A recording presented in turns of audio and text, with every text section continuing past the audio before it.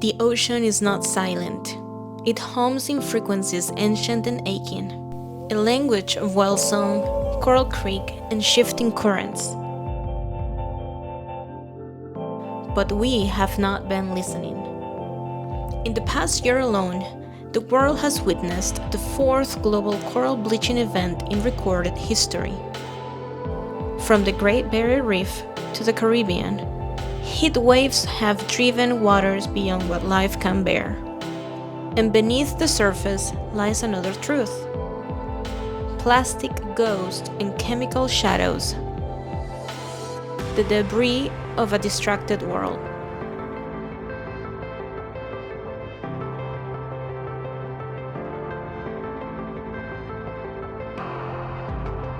Without healthy oceans, there is no climate solution, no biodiversity, no us.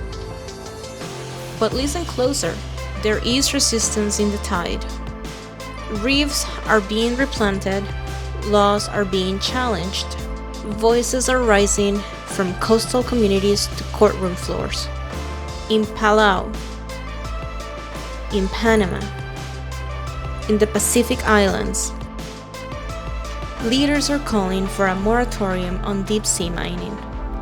They know the seabed is not a frontier, but a foundation. So we go back to the water to remember, to protect, to speak, because the ocean is not silent, and neither are we.